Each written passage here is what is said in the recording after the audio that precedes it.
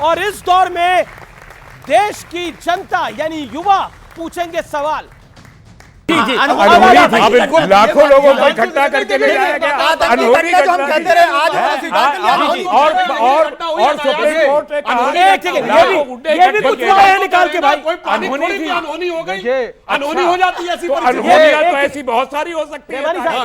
अनहोनी तो 2024 में भी हो सकती है और अनहोनी का ऐलान तो आपने गिरा था। ये तो दूसरा पार्लियामेंट के मिनिस्टर सुधांशु जी ने कहा, सेंट्रल मिनिस्टर सुधांशु जी ने एक मिनट रुकिए आप, सुधांशु जी ने डिबेट को शुरू होते ही एक बात कही कि राम मंदिर मुद्दा हमारे लिए राजनीतिक मुद्दा नहीं है।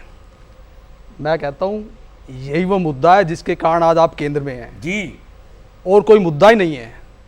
और इसके अलावा कोई मुद्दा नहीं है, और कोई मुद्दा ही नहीं है आपके पास। वो कहते हैं आप रोजगार पे बहस नहीं कर सकते। आप इसका भी मैं जवाब सुनिए, जब भगवान राम ने प्रभु ने लीला की, पहले भी मुद्दाहीन थे, फिर मुद्दाहीन हो गए हैं आप। सर जवाब दे दें, मसला ये है। अब मैं जवाब दे देता हूं। आज पर आइए, आप राम मंदिर, अरे भाई जवाब तो दे दीजिए। आप बिल्कुल जवाब दे रहा हूं। मान्यवर जानते हैं जब भगवान राम स्वयं आए थे लीला करते हुए, तो क्या सामने वालों को लग रहा था भगवान है? अगर रावण की सेना को पता होता भगवान है तो युद्ध थोड़ी करती, भगवान के शरण में चली जाती। वैसे ही जब राम मंदिर का मुद्दा उठा था, हमें आस्था थी ये भगवान का मामला है, इसलिए हम साथ में खड़े थे 2 सीटों वाले होके, और ये 400 सीटों वाले रावणी सेना की तरह विरोध में खड़े थे। बाद में समझ में आया भगवान थे, समझ रहे थे। ये बात तो सच है। ये दो रहे 80 रहे, 120 रहे, 160 रहे, 180 रहे, ये 282 आए, ये 303 आए, लेकिन इन्होंने राम को नहीं छोड़ा। और अब 40 में जाने के बाद कांग्रेस को और 3 सीटों पर जाने के बाद समाजवादी पार्टी को लगता है इन्हें भी राम के बाद जाना पड़ेगा। देखिए, उत्तर प्रदेश में हमारी 18 विधानसभा थी कुल 1986-87 में, और लोकसभा 2। और आप देखिए हम पहुंचे लोकसभा में 303, यूपी में पहले सभा 300, 255, और आप कहां पहुंचे? आज 1 सीट है। हमको मत कहिए, राम विमुख हाल तुम्हारा रहा न कोकुल तारन कहिए। जी जी, सवाल आपका सवाल है जी, क्या सवाल है? खड़े होकर पूछिए। मेरा सवाल जो है आप सभी से ही है। सभी से नहीं, एक से पूछे भैया। 2024 में आपका मेन मैनिफेस्टो क्या होगा पॉलिटिकल इलेक्शन का? मेन मैनिफेस्टो क्या होगा 2024 के अंदर? जवाब दें, बताएंगे। जी जी जी। हाँ देखिए, हमारा बहुत स्पष्ट है, गरीब कल्याण, विकास, राष्ट्रीय सुरक्षा और आत्मगौरव। और समाप्त किसको करना है? तुष्टीकरण, परिवारवाद और भ्रष्टाचार। फिर इंडिया अलायंस पे आ रहा हूं मैं। यही 14 में सुन रहे थे, नहीं हुआ, 19 में नहीं हुआ, लेकिन हम बता दे रहे हैं आपको, हमारा है बिना भेदभाव न्याय, जिससे शांति स्थापित हो सके देश में। जो हिंदुत्व की बात नहीं करेगी ना, वो सत्ता पक्ष में रहेगी ना। आपके लिए तो एजेंडा है मोदी हटाओ राहुल जी को लाओ, ये है कि नहीं है आपका 2024 का एजेंडा? बताइए। या अगर आप हिंदुत्व की बात करते हैं तो फिर मोदी से बढ़िया हिंदुत्व के लिए काम कौन कर रहा है आपकी राय में? बताइए। अखिलेश जी कर रहे हैं, असाउद्दीन ओवैसी कर रहे हैं, राहुल गांधी जी कर रहे हैं, अखिलेश यादव कर रहे हैं, कौन कर रहा है? बताइए, नाम बताइए। बहुत से ऐसे मुद्दे हैं जिस पर मोदी सरकार ने सही से फैसला नहीं किया। जैसे कि राम मंदिर पर फैसला बहुत लेट आया, जिसको सरकार को करना चाहिए था उसको अदालत ने किया। जैसे काशी और मथुरा, आज भी मतलब मैंने देखा काशी के अंदर खुद जाकर के मंदिर में देखा मैंने, मंदिर प्रांगण के अंदर मस्जिद, क्या मतलब है? हमारे देश के अंदर 5 लाख से ज्यादा मस्जिदें हैं, हमारी आस्था के सबसे बड़े प्रतीक वहां पर। कानून से काम होगा। आप इंडिया अलायंस क्या ये करेगा? तीसरा मेरे को बाहर करवाने वाले हैं गठबंधन से। 2-4 और बोल दीजिए। अच्छा हो रुकिए, हमने तो कभी भी इस बात की परवाह नहीं की कि हम गठबंधन में किसके साथ हैं। जब बीजेपी के साथ थे, जब बीजेपी के साथ थे, बीच में बात मत बोला कीजिए आप।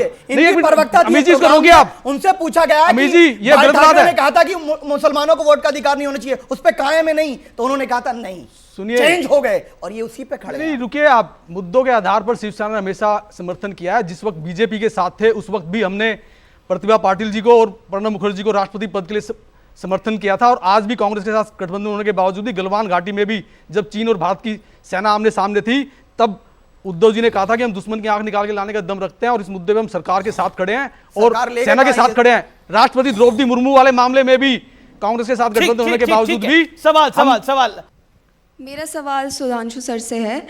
सर, अभी आपने बताया कि आपके 2024 मैनिफेस्टो में गरीब कल्याण आपने ऐड किया है। तो अभी जो G20 हुआ था उसमें हमने देखा था, मैंने खुद भी देखा है दैट जो झुग्गी झोपड़ियाँ हैं एंड काफ़ी जो गरीब एरियाज़ हैं वहाँ पे ग्रीन स्क्रीन लगा दिए गए थे। तो गरीब कल्याण का मतलब क्या है? ऐसे आप कल्याण करना चाहेंगे? जी, आज की युवा पीढ़ी को और जानकारी से देखना चाहिए। देखिए, आपने ये भी तो देखा था कि राजघाट में भी जब 20 राष्ट्रों के अध्यक्ष आए थे तब भी ग्रीन स्क्रीन लगी थी। क्यों? वहां तो कोई गरीब की झोपड़ी नहीं थी। फैक्ट ऑफ द मैटर है, वो कोई झोपड़ी को छुपाने के लिए नहीं लगाई जाती है। जब इतने हाई प्रोफाइल वीआईपीज चल रहे होते हैं तो आप security sanitization each and every house, each and every खिड़की का नहीं कर सकते। तो वहां पर एक तरीके से गार्ड लगा दिया जाता है ताकि मूवमेंट के समय कोई एग्जैक्ट मूवमेंट और कौन सा वीआईपी कहां पे खड़ा हुआ है वो ना देख सके, कहीं से कोई स्नाइपर या कोई इस ढंग का अटैक नहीं हो सके। That was a security drill. And इसी वजह से जब राजघाट पे वो थे तो आप देखिएगा वो सीन जाके वहां भी वैसी ग्रीन स्क्रीन लगी थी ताकि सड़क से किसी को अंदर का नजारा क्लियर न। ठीक है, मैं एक पॉलिटिकल सवाल है, बिल्कुल आखिरी दौर की चर्चा है और मैं चाहता हूं कि सब अपनी अपनी टर्न पे बोले।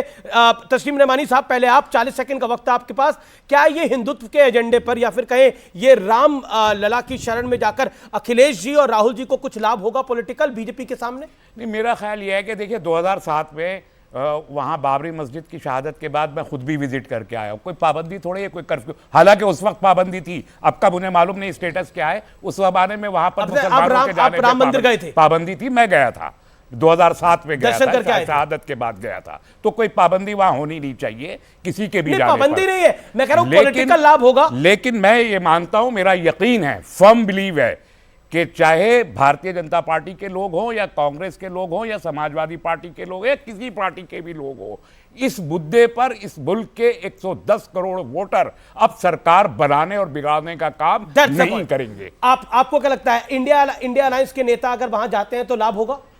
नहीं, देखिए, निजी आस्था के रूप में, निजी आस्था नहीं है, पॉलिटिकल निजी आस्था के रूप में जाए में कोई आपत्ति नहीं। लेकिन अगर ऑस्ट्रेलिया भारत जोड़ो यात्रा की अगर ऑस्ट्रेलिया ये सोचती है कि वो स्पिनर्स के सहारे इंडिया को हरा देगी तो क्या ये संभव है इंडियन टीम को हराना? आप कहना क्या चाह रहे हैं? गलत पिच पे खेल रहे हैं वो लोग।